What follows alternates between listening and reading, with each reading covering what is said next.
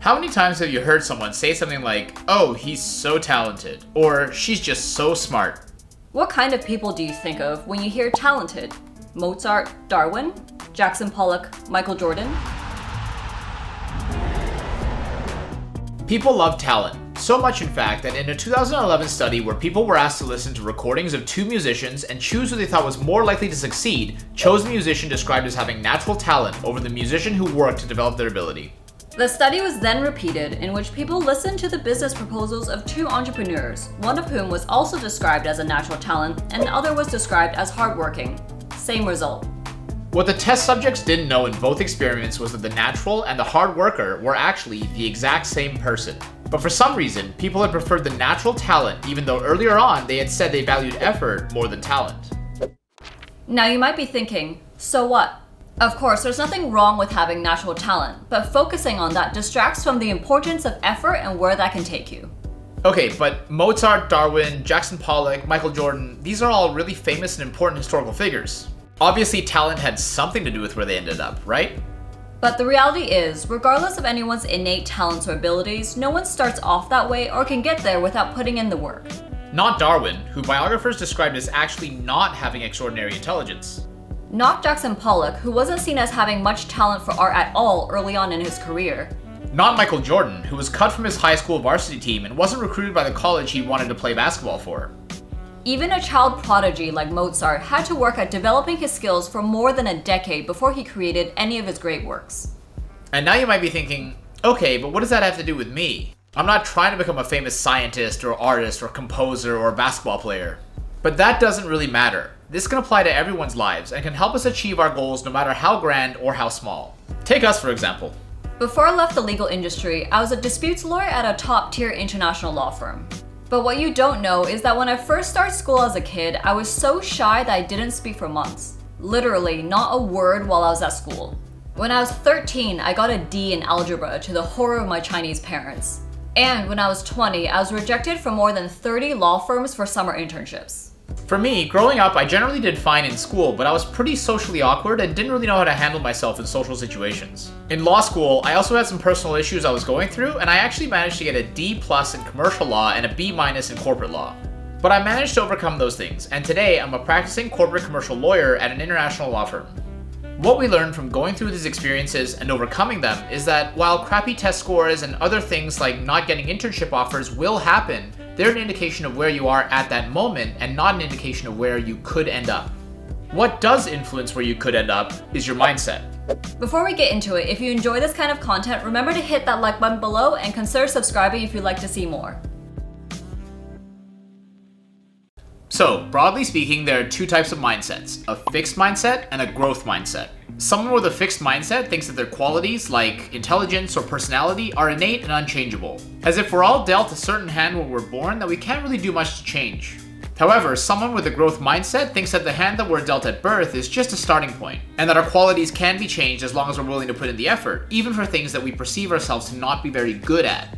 While it's definitely true that some people have an innate talent for certain skills and it's easier for them to pick those skills up than others, it doesn't mean that those without an innate talent can't also learn and possibly do even better. An easy example is actually what I'm doing here, talking to you in this video.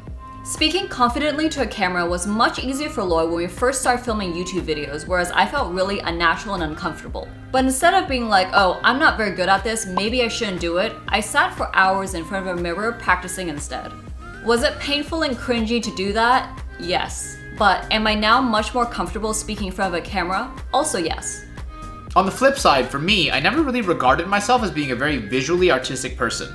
I was always pretty bad at art class growing up, and I always found myself much more interested in music than I was in the visual arts. And while I take care of the music for our videos, I also do a portion of the editing. We both have to shoot footage for the videos. So I've had to shift my mindset away from thinking that I'm not a visually creative person and more towards the direction of thinking, well, if I practice at it more, I'll get better. So whether we're talking about Mozart or Michael Jordan or just regular people like ourselves, regardless of where we start out with a certain quality or skill, we can always improve upon that by just putting in the work. At the same time, in our own examples, the progress certainly wasn't linear, and to be honest, it really wasn't that comfortable. We experienced lots of challenges and setbacks on the way, like getting poor grades or not getting the internships that we wanted. It's kind of like when you're learning to walk or learning how to ride a bike. You'll fall down during that process and that hurts. But the question is, when you're learning how to ride a bike and you fall down, do you just say, oh, riding a bike is not for me? Or do you even go as far as to criticize the bike for not doing what it's supposed to do and never get on the bike again? Or do you get back on the bike and keep practicing because you realize that riding a bike is a skill that can be learned? The answer to that for most people is pretty obvious. You get on the bike and you keep going. But now change the context to something a little less obvious. What about learning to cook? Do you think you're just bad at cooking after messing a dish up and then not cook again? Or do you think it's better to try to figure out what went wrong so it doesn't happen next time? You donkey! And what about with your education or your career? If you fail an exam, do you think it means I'm not smart? Or do you think, okay, I'm not really understanding the course material right now, so maybe I need to change how I'm studying or get help from a tutor? If you get rejected from jobs you applied for, do you think it's better to say, oh, those jobs suck anyways, and just stop trying? Or is it better to think, okay, maybe that job wasn't the right fit, or maybe my profile just wasn't ready yet, so let's see what I can do to try to improve my resume? What it really boils down to is whether you see challenges as something to be avoided and failing at something as proof that you're just not good at the thing in question, or if you see challenges as a learning opportunity, and when you experience failure and setbacks, face them and see how you can improve. So as we've gotten older, we've started to learn to see our qualities as things that can be improved upon if we're willing to put in the work. And with this mindset, we were able to persist and overcome any challenges that came up on the way, whether it was with not feeling visually creative, or having difficulty speaking, or not being good at algebra. We knew that we could do it if we put in the work. Now, of course, it doesn't feel good to fail at stuff, and to be honest, setbacks can be really discouraging. But what's done is done, and can't really be changed, and we kind of learned to think about our failures as ways to identify the things we needed to improve on next. Now, there's some areas where the path for improvement is clearer. For instance, if you don't do well on a test, the conclusion that you can address this problem by studying more or getting help from someone else is pretty straightforward, and what you can do about it is also pretty immediate. But what about setbacks and failures, which are less straightforward and take longer to address? For instance, when I was rejected from all of the international law firms that I had applied to for internships, which ultimately affected where I started working as a trainee lawyer, I could have thought, okay, I'm never going to those firms. Instead of thinking that or believing that these rejections meant that I sucked or something, I decided to focus on learning as much as I could, developing my skills, and taking on challenging work. Basically, I tried to see everything as a learning opportunity. The difficulty was that there obviously wasn't any guarantee that I could eventually move to an international law firm. All I could do was to make sure that I was doing everything that I could to be ready if the opportunity ever came along, which it did eventually a few years later. Now, this approach doesn't only apply to setbacks or failures, but also to personality traits or qualities that we have ourselves that for whatever reason aren't really serving us. In my case, it was really difficult to try and imagine a way that I was going to become more visually creative. I mean, I convinced myself for a long time that I just didn't have an eye for it, but I kind of realized that I couldn't accept that outcome if we were trying to make YouTube videos. So I forced myself to take the camera out with me more often, focus a bit more on the shots that I was taking, and over time I really did see an increase in the quality of the shots that I was able to get. For me, as you might have picked up earlier in this video, I was always a very quiet and shy kid growing up. I became a bit less shy over time, but generally speaking, I just wasn't comfortable speaking up.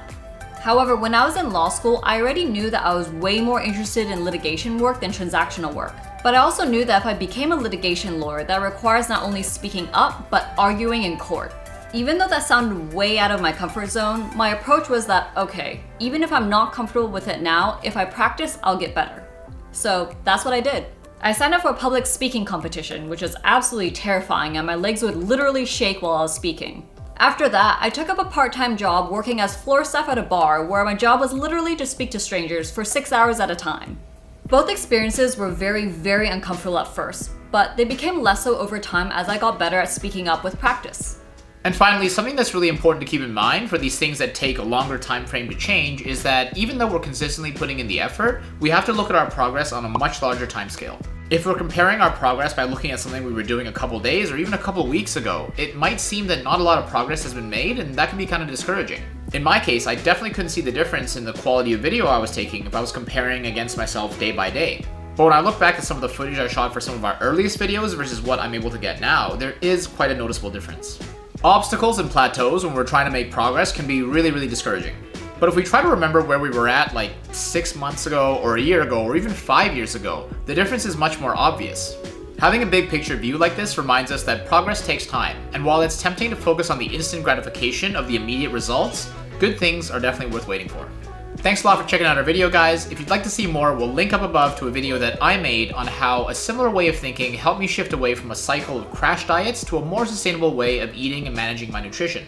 And click on this video for a video that the YouTube algorithm thinks that you'll enjoy.